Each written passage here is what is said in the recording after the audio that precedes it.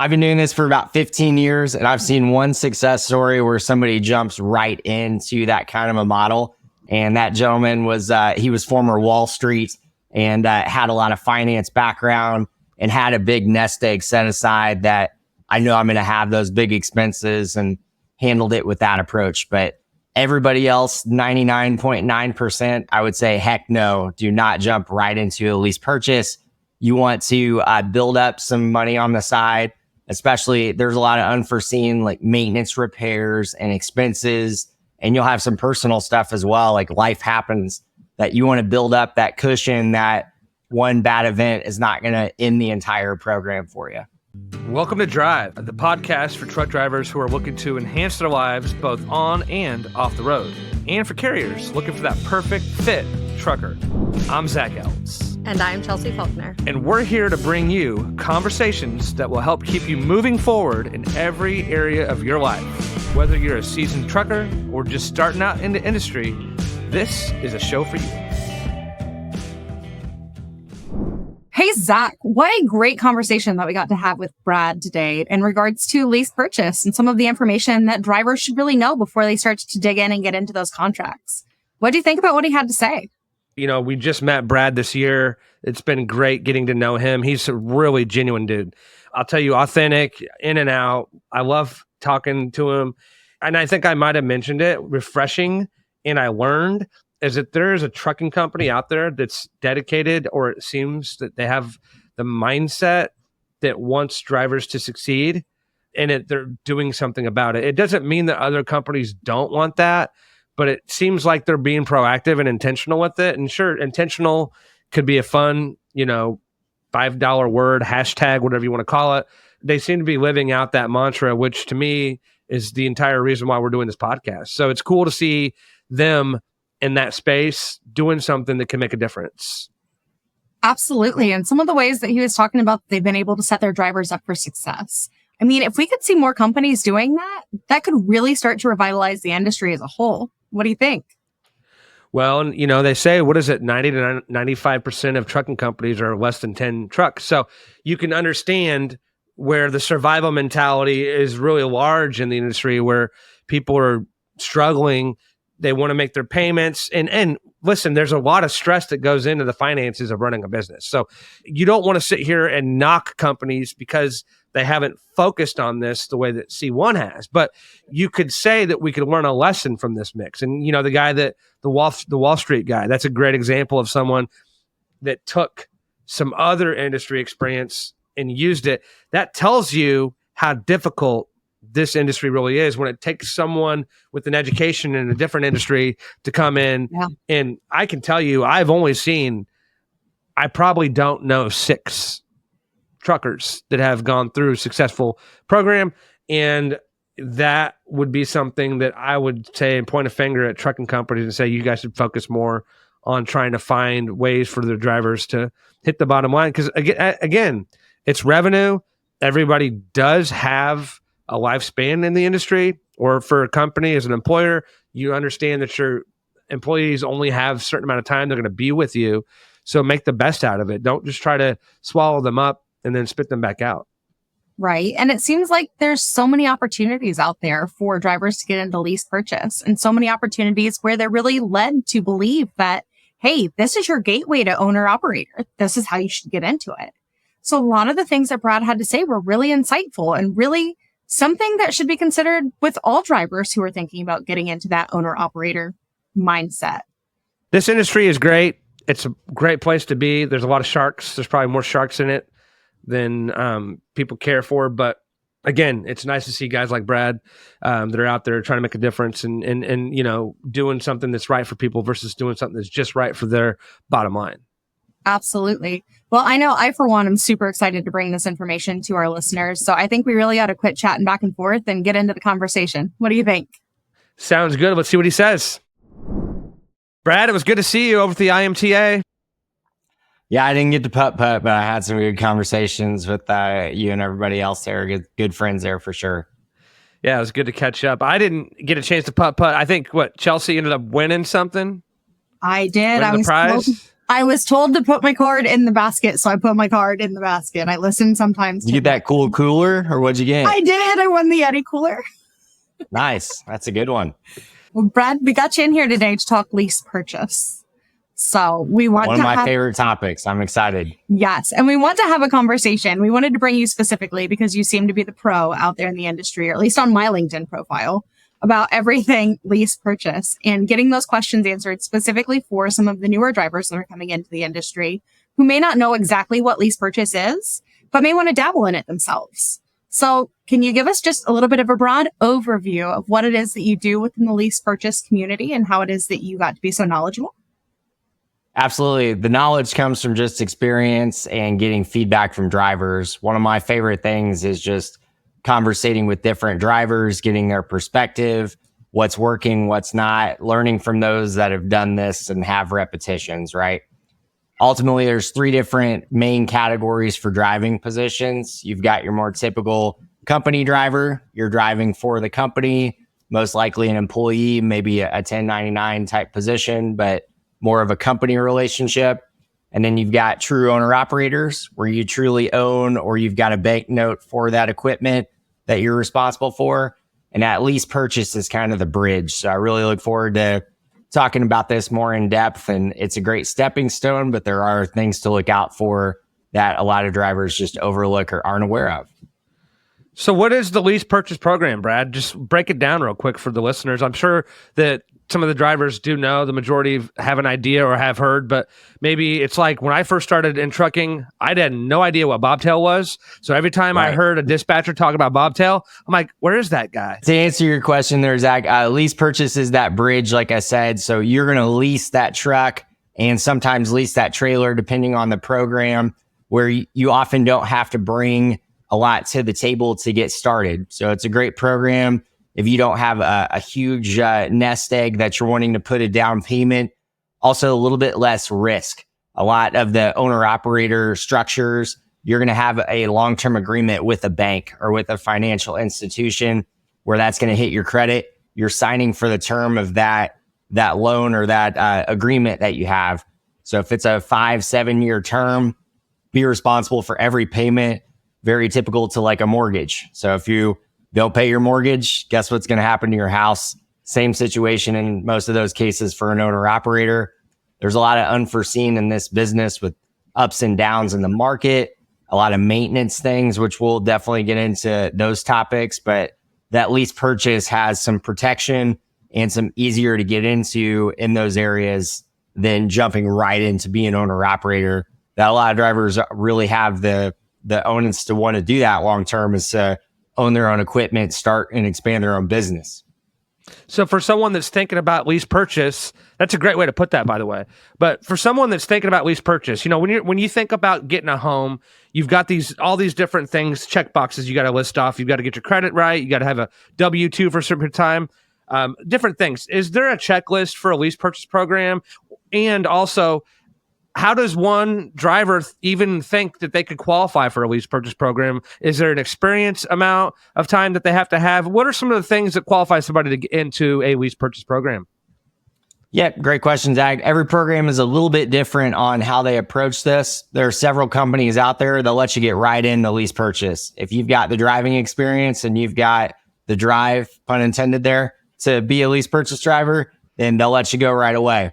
Others take a more passive approach that we actually advise this here at C1 that, hey, come join us and be like a regular company driver or 1099, rent with us for a couple months, get used to the feel here.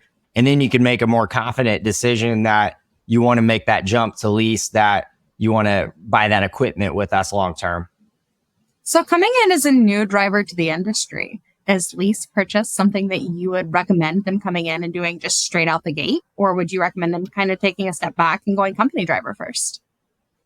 I've been doing this for about 15 years, and I've seen one success story where somebody jumps right into that kind of a model.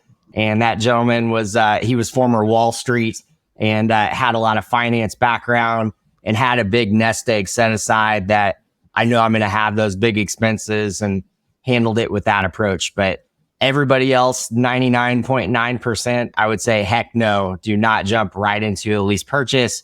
You want to build up some money on the side, especially there's a lot of unforeseen like maintenance repairs and expenses, and you'll have some personal stuff as well. Like life happens that you want to build up that cushion that one bad event is not going to end the entire program for you. Absolutely. I know I'm looking into finance now, personal finance, stock market, all kinds of stuff as far as that goes. And they start to say to have 3 to 6 months worth of your expenses ready to go. So when you're saying you want to build up some money before you get in, what does that number look like, especially coming into the trucking industry where everything is so expensive right now? Absolutely. Everything's expensive, personal, and the trucking industry and repairs and maintenance and all that stuff goes along with it. They're increasing over time. But recommendation for sure would be jump in, be that over the road, get used to that lifestyle as a company driver, but also ask questions, educate yourself. When you go to get that PM service that the company's paying for, look at that invoice, see how much that costs, and start to educate yourself to be planning for that. If that's what you want to be, as you mentioned, Chelsea, looking in more personal finance options, doing the exploration there. If you want to be a lease purchase driver that ultimately becomes an owner operator, you want to understand what that looks like, research and understand all the costs associated with that. That's a good point, because there's a lot of costs that are different in a lease purchase program, way different than company, and a little bit different than owner operator, right? And so that can all be very confusing. You know, the American dream is to become your own boss. The freedom to do what you can do, what you want to do, the financial freedom that comes with it. But a lot of times people, they kind of overlook the responsibility side of that thing. And so that, to me, I've always wondered, because when I was working in dispatch, we had lease purchase programs. I never knew anything about them. I just knew these guys were in them, these gals were in them. And so it was like, oh, this is an LP driver. Oh, okay, that's cool. And that, you had something in common, but like, how does that all differentiate from traditional truck financing? So from a standpoint of a lease purchase driver, how does their financing going to be different than maybe an owner operator? Obviously, a company driver is not going to have to worry about financing the truck, but what are some of those differences that you can tell our listeners about? Yeah, every company is going to have a little agreement. So with your question there, Zach, I think step one, anytime you're signing your name to a contract, you want to fully understand the ins and outs and specific nature of that contract. But from my experience with a couple companies, as well as developing these programs and just working in this for so long, that typically you're going to lease to purchase that equipment. So typical, just like you're leasing a car, if you've ever leased a car, you're making essentially rental payments for a certain time frame, and then you have the option to purchase is typically how these are structured. So with us, no money down, no credit check, so you don't have to bring any money out of pocket to get started. But there's that agreement depending on the value of the equipment that you're leasing. You're going to lease it for this time frame, and then at the end of the term, we do a zero buyout. We don't have anything. One caveat there to look out for: I've seen some of these programs with some weird stuff that people try to slide in, like a large balloon payment or a reevaluation of the truck. Any sort of that language in the contract, I would really look out for to really have a clear path to ownership that you're planning for with what you're signing up for with these lease programs. And then also, have you ever seen a prepayment penalty? So if somebody were to decide to buy it out before it expires, is that a common practice for people to do that? I hope less and less, because it's silly. If they work themselves up and they have the money to pay it off, a lot of them, every company that I've worked at has not had a pre-buyout penalty. That's good to know. I've heard about them though. Those were always concerning to me because, like, why not just run it through to the end of the term? Because that's really what the best benefit. You want to be your own boss, but everything good comes in time, right? Right. As far as red flags go, I know that you mentioned a couple to look for. Is there anything else that somebody coming in as a new lease purchase driver should be looking for in those contracts? Yeah, as far as contractually looking at the red tape, as far as pre-buyout is an easy one to look for. What the term is for that equipment. You're not getting, I know everybody, a lot of the questions I get is, if the truck is $170,000, why am I paying way above that? You've got interest in those payments, and ultimately that's how the company protects themselves in those. Just like your house, if you buy a $500,000 house, you're going to be paying significantly more if you do a 15 or 30-year mortgage over the course of that. You're buying an asset. It's essentially the same approach. So looking out to make sure it's not gouged or it's not a crazy evaluation, doing that market research. If I'm getting a 2023 Kenworth T680, what's going to be the range of value for that equipment? Factor in your interest on that and make sure it's an attractive program from a payment perspective. Another thing to look out for is clear deductions. There's a lot of things that can be surprise deductions, especially for first-time lease purchase drivers. That's what I'm very passionate at our program here at C1, having extremely transparent deductions that the drivers, they get before they get hired. Obviously, that's gone over in the contract signing and overview there, but I want to make sure I'm doing my part to educate what exactly you're going to be looking at every single week on your settlement coming out, so you know how to work your finances of your business to remain profitable. Yeah, nobody likes, like, surprises are awesome up until like you're 18, right? And then when you get into driving, surprises are not something that we're looking forward to. So having, and those are not the types of things you want the Jack in a Box coming out and hey, I'm here, because they typically incur a large expense with them. And that's obviously, that's one of the reasons why people want to do a lease purchase program, so that, the driver can protect himself or herself from those surprises. So, C1's got their own lease purchase program. What makes them stand out from others in the industry? Like, what's the thing that you feel really strong about and proud of at your company? Yeah, a couple of things on that, Zach. One is the great equipment that we have. Typically, the approach for a lot of businesses over the last 15, 20 years in trucking has been, we're going to run these trucks in a company model for 3 years, 2 to 4 years, and then we'll have the option, we'll either lease them out, continue to maintain them in the fleet and have that lease to purchase opportunity, or we'll just turn them in. But if you're getting in one of those programs, there's some pros that it's going to be a shorter term, but you're getting into a truck with several 100,000 miles of wear and tear already on that equipment. That wear and tear, it could have been 3, 4, 5, 6 different drivers in that truck before you got it. And even though you may get some maintenance records, you're going to have a lot more ongoing maintenance with an older truck, no matter how good of a make or how well that's been maintained, just because there's so much wear and tear being on the highway for 4 or 5 years, going nonstop as these equipment often do. What I love about our program is we've got options for drivers. So we have equipment 2022 model year, and we even have some brand new 2025s. So if somebody wants to start fresh with it is a longer term, obviously, with the newer equipment, but with our transparent deduction package, they can have a really attractive weekly payment and get into really newer model equipment that's not that more typical kind of refreshed equipment that's already been ran through for several years. Can you tell us some success stories that maybe weren't first-time truck drivers, that they were a little bit on down the road and they had really successful plans through their lease purchase? Yeah, ultimately the success, long-term, like completion of these programs is unfortunately small.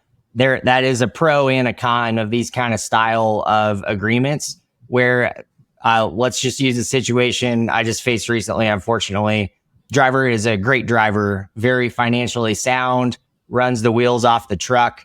He unfortunately had a major health issue with a close family member, so had to come off the road for several weeks, turned into a month with that.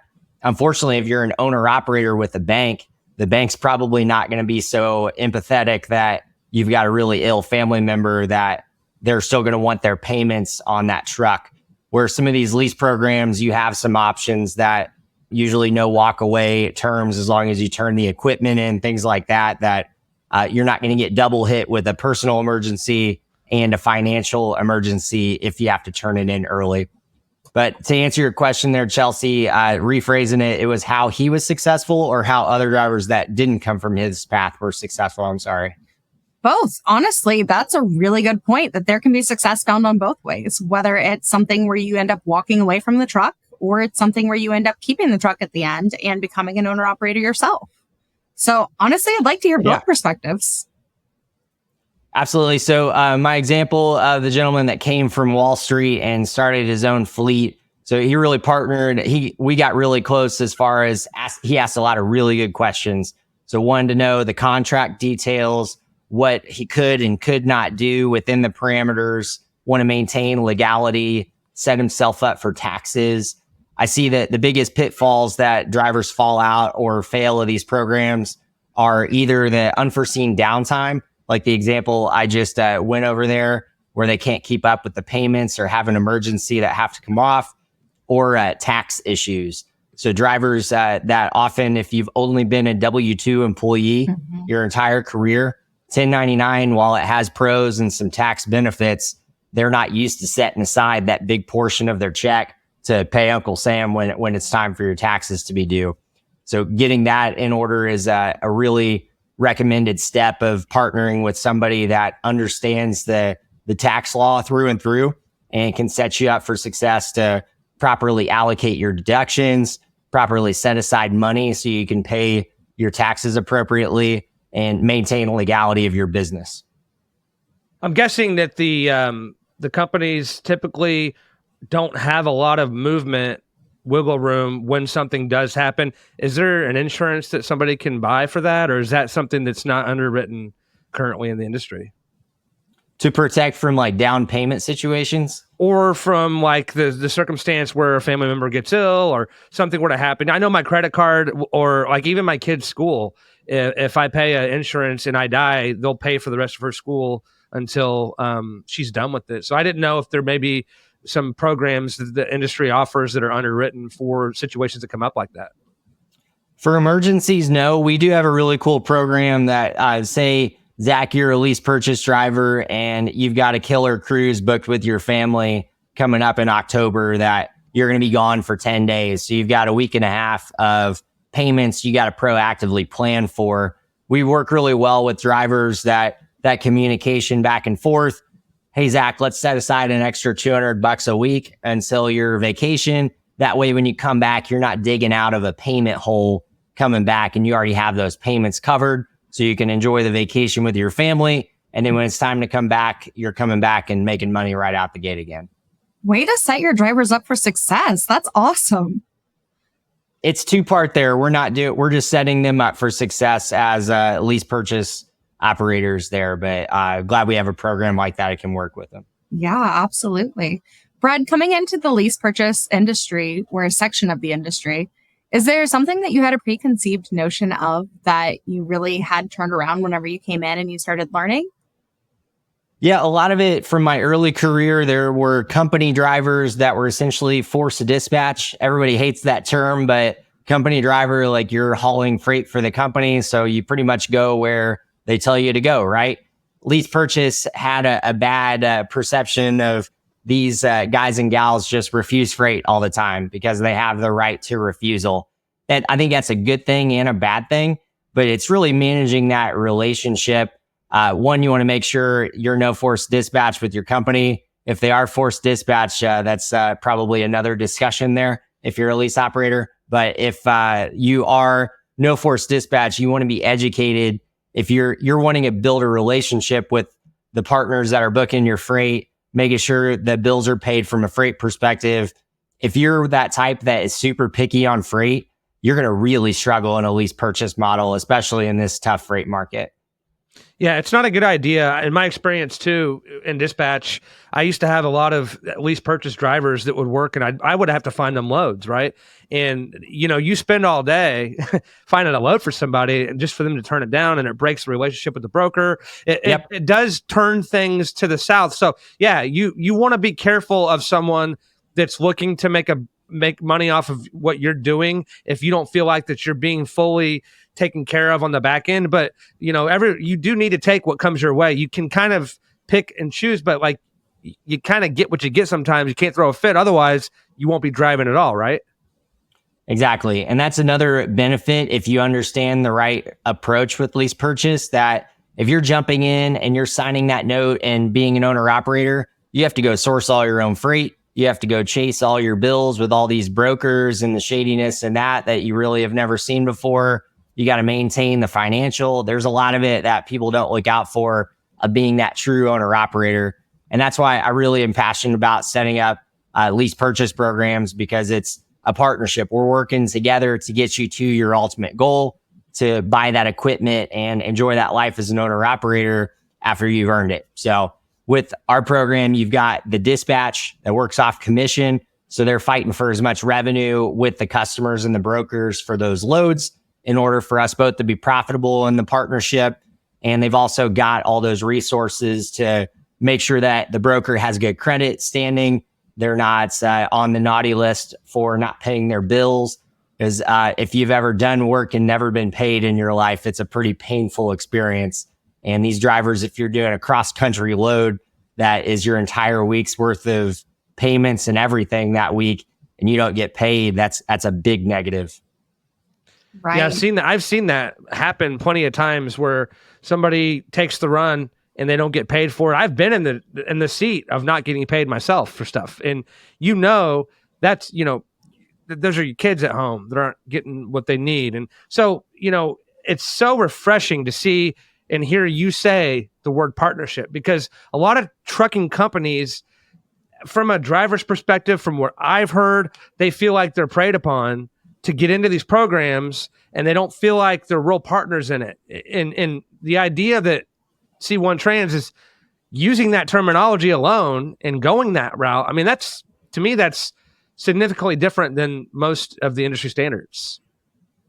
Yeah, absolutely. Understanding what you're getting into, and not just the terms of the equipment, right? You're partnering to run freight under our MC and DOT. So how's that going to look during the duration of that term? If you're signing up with a carrier and you're just on your own and you got to pick from the load board and do your own thing, that's going to look very different than a model like ours, where you're partnering with a dispatcher that only has 7-8 trucks on their board, that works off commission. So they only make money when you make money. That's a very different approach than being just set out on yourself, or being the worst I've seen is just putting them on any random board with some of these bigger companies that the dispatcher just makes their salary, and they don't understand the difference between a lease operator, an owner op, and a company driver, and how there's vast differences in how to approach those three different subsets of type of driver that you may have. For sure. Brad, I heard you mention quite a few times towards the beginning of the conversation that people who are considering coming into a lease purchase really needs to do their own kind of research, specifically research on the market, what they're doing, what they're getting into. Where are some of the avenues that you would recommend going to for that research? Because we all know that when you get onto Google, it's going to give you everything, the good, bad, and the ugly. So where are some of those more honest avenues of information that drivers can go to in order to pull that research, pull that information for themselves? Yeah, it's a combo approach on that, Chelsea. It's a great question. I think the first is doing your research, and a lot of companies like ours are pretty upfront with a lot of the terms out there. We want to be transparent, and we want to educate you on what you're getting into. So if you kind of do your shopping around and weigh a couple options, don't rush into something is point number one. A lease is a long-term decision, right? You're wanting that long-term lease that's going to be several years long with the path to own that equipment at the end, hopefully. So you want to think long-term. And with that, I've always been taught, and some of the best advice I've got is the longer term the decision, the longer I should do my research before making that decision. So getting out with the ads, talking with different recruiters, asking those questions. And I've mentioned this before, but I think some of the best advice would be to ask to talk to a driver that is in that program. Because unfortunately, I'm the first one to tell you that recruiters unfortunately have a bad rep of lying to drivers. And that's a hurdle we have to overcome as recruiting departments. So if I can position to, hey, talk with Renard, he's bought 2 trucks from us. He's done this over and over. He loves talking to drivers and being a value add to talk through them. I can sell you the program. I've never been in the seat. I've never purchased a truck myself. Talk to Renard. He's done this, and he'll answer the question because he's done it. Well, and he doesn't have any skin in the game. To your point, in the recruiting world, you do have a quota. You've got to get those people in. And so for someone like this willing to share, like, hey, listen, this was like really tight for 6 to 8 months. After I got over this hurdle, it got a little bit better. But then I had these few expenses that came up. I didn't agree on this cost, but I took it because I knew. So like hearing that kind of good, bad, and ugly, that's going to build the credibility. And unfortunately, recruiting departments don't typically focus on the negative sides, because who wants to come on board? But, we've talked about this before, Brad, like drivers know the BS meter. So if they're going to know you're not telling them the truth, that's why I always ask my doctor, would you do this? Would you take this surgery for yourself? What would you do? Same thing. That's great advice.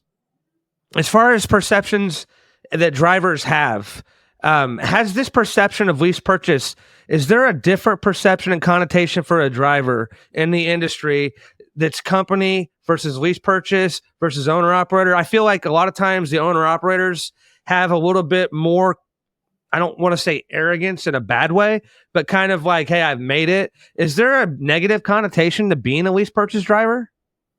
I would say yes and no. It depends on your perception and really what you're getting into. The pride in the ownership with the owner operators is that they're really putting their skin in the game of, I pay for all of my fuel. I pay for all of my repairs. I pay for this truck, or I have paid for this truck. There's a lot of pride, and well-deserved pride in most cases, for those conversations. Where lease, it's kind of, again, that in between. It's pros and cons that you're getting in that program. You're going to have some help with, like, we're fronting the money for your fuel and then taking that out of your settlement. We're helping you set aside with a maintenance program and what that looks like, that you've never purchased a turbo repair that's $2,700 that you're in the shop for an hour and a half, and holy smokes, there's a bill for $2,700 that you've never seen before. There's a different approach. And it's, again, if you find that right carrier, that's a partnership that's going to set you up for success. I don't think there should be a negative approach or connotation there. So Brad, 2024 is already seeing the market, specifically within the trucking industry, do all kinds of fun things that everybody's kind of looking to the side with, going, okay, wait, what's coming before the end of the year? So we already know that the truck parts have went up in price. We already know that fuel has went up in price. We already know that freight is not doing so hot as far as what the price is for that. Are you guys seeing more people shy away from lease purchase because of that, and because of the number of MCs that have just kind of exited the market? Or are you guys seeing it kind of remain steady right now? We are actually in this market right now in August of 2024. I am telling drivers that man to man, or man to driver, however you want to put it, that if you're looking or considering, now is probably the toughest time to be a lease purchase driver. Just looking at the market, looking at the finances. That's what I talked previously about, that kind of get in, rent with us, get comfortable with the operation, and kind of run your finances as if you were a lease driver on the side. And then you can really make an informed decision of, is this worthwhile for me? Should I wait until the market turns? Do I wait until they get the type of truck in that I'm really looking forward to? But in the toughest freight market, especially with a program like ours with really newer equipment out there, you're looking at $2,000 plus a week of just deductions before fuel that you're going to have to pay with these lease programs, that if you're not used to that, or you're not used to running freight in a tough market, it could really go south quick if you have extended downtime, or if you have a couple load refusals, things like that. They can go south pretty quick, unfortunately. I really think that speaks to the credibility, Brad, of not just you, but also of C1 and what you guys are doing overall, just because of the fact that, again, you've got a lot of people out there in the trucking industry that would rather try to sell a driver on whatever it is that they can sell them on in order to get that next load moving, or in order to get that next contract signed, to get that next truck moving. The fact that you're willing to come out here and you're willing to say, it's probably one of the toughest markets right now to consider getting into lease purchase. That's pretty big. Yeah, and I think it helps build the credibility and the partnership that we're not blowing smoke and mirrors. We really want you to be here long term. It's a big decision. I talked about it in a lot of recruiting conversations as well. A driver changing jobs alone is such a tough decision. No matter what that looks like, you're having to pack up essentially all of your living goods. If you're an over-the-road driver, you're having to transport to a company you don't know. You're having to move into a truck that could or could not be what you're expecting. Like, that decision alone is pretty stressful change in insurance, change in your bank deductions, the list goes on. If you add in that like, hey, I'm buying a business or starting a business, the stress level is just like exponentially higher. So I want to do everything I can, and C1 as well, to really ease the driver in that decision. Again, educate on that decision you're going to make and set you up to make the best decision for you and your family. Being in the trucking industry, we have an obligation, obviously, to who our employer is. We have a job to do. But I think that the trucking industry as a whole has a fiduciary obligation, and not just fiduciary, but you could call this, I would say, more along the lines of philosophical, that like, if you want the industry to keep going and to be doing the best what it can for everyone, we don't need to be selling to everyone. We need to be sharing with people. So the idea that, a person doing one thing is more important than the other, the most important person out there is the truck driver. But that truck driver needs the support of all the people around them. And if they don't feel like they have that at a trucking company, even at a shipper, a receiver, because there's a lot of fighting that goes on just to get in the door someplace. So there's all that stress that gets thrown into the mix. I mean, you can just go on and on and on about this. So my thought, and one of my questions I was thinking about is, the lease purchase programs, do you know what kind of role that they play in the broader industry as a whole? Because there has to be, like, you hear people talk about, like, when you see stats, company drivers prefer this, owner operators prefer this. These drivers have a significant, mirroring impact when they do this at their company. Is there something like that for lease purchase that you can kind of get a feel for what they play in the bigger picture, even with retention, or maybe even an economic scale?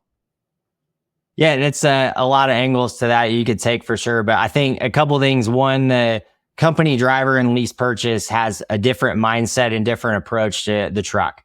That a company driver, they want to make their salary or their weekly pay. They want to support their family. They often want to have good benefits, good insurance, things like that set aside. Your lease operator is more self-interested. They want to buy into that truck. They want to build their own brand, build their own, and have decision in where am I going to fuel? What loads am I going to take? When am I going to take home time? So it's almost like a two different approach that I think the market has availability for both. And again, just educating those drivers is so important, that I don't want the guy that needs insurance, that needs a steady paycheck, that doesn't want ownership. I don't want to waste time of his or hers to talk about a lease purchase, or vice versa. If I really want a truck, I want to buy my own trailer, I don't want to talk about our W-2 benefit options. I want to go right into the lease, right? Absolutely. And the driver, the company driver, they really don't care about what that truck does, because they're not going to pay the bill. Sometimes they don't even keep it as clean.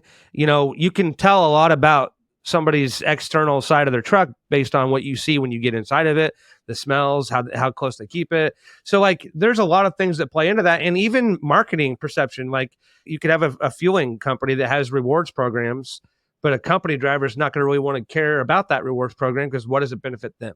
So like, at the end of the day, I feel like the people that have more skin in the game probably are what really helps promote the overall satisfaction of the trucking industry, versus maybe somebody that really is there for a paycheck and that's it. Yep. A lot of factors to approach there. And again, it's the more transparent and upfront with these drivers that we can be to educate them on the differences in what they're getting into, the better that we can be those partners and help grow the industry long term. I agree with what you said earlier, Zach. I don't want the industry to be in a bad position where drivers fail out, or they have these really negative situations that ultimately could drive some or several to leave the industry. And we all know we need drivers, and we need a lot of attracting more younger drivers to continue doing what we need to do for this economy. Any other tips or insights that you think you would give somebody who's considering coming into lease purchase?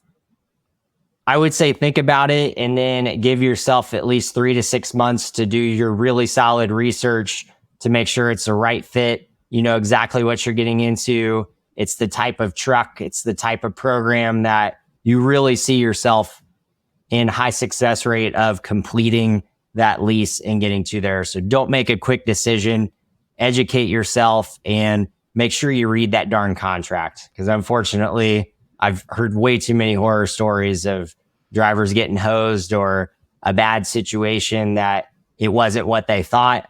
And the company, of course, had it in the contract, but they didn't do a great job of presenting or helping the driver understand what that really means. So I think those are my biggest takeaways of recommendation. Yeah, one time I saw a driver get all the way to the end of his program. And like a week or two to go, truck broke down and the company canceled it out on him. And it was just like heartbreaking. So make sure, to add to Brad's point, make sure you're checking out the companies that you're going to. Make sure that if you're going to be going to a company that hauls heavy stuff, that you're getting the right type of truck. Also, you're not buying something that's going to be kind of worthless for you for the freight that you're hauling. And it may seem simple that, truck, commodity, but like they all have a purpose. Like there's a reason why you have Freightliners versus Volvos versus Peterbilts, the different types of stuff. So I would back up or piggyback on what Brad's saying and just make sure you know what you're getting into. That dopamine can be rushing. And listen, that's exciting. When you're going to sign something, I get excited signing things sometimes because you're like, that's me. That's my identity. That's my path forward. But just make sure your path forward doesn't take you backwards, right? Exactly. Absolutely. Well, Brad, thank you so much for coming on again to the show this season and for sharing your insight on everything lease purchasing. And I really hope that this was able to help out some of the drivers who are listening here today, who may be considering going into this in the future. Yeah, absolutely. I love talking about this topic. I'm really passionate again about that driver experience, not only at C1, but helping the industry any way that I can. If any driver just wants to ask questions, or even if it's not about our program, I'd love to chat with you. You can find me on LinkedIn, Brad Hackett, or check us out at C1 Drive, 4, C1.com, or check us out online. I'm sure you can find us. Brad, thank you so much again. C1 Transportation, Brad Hackett, and it's good to see you again, man. Looking forward to the next time we get to meet up. You as well. Thanks for having me. Thank you. Thanks so much for joining us on this episode of Drive. For more from Handle Now, Chelsea, and myself, head to handlenow.com and sign up for our newsletter. You can also join our Facebook group called The Driver's Seat and follow us on LinkedIn. Don't forget to subscribe wherever you get your podcasts.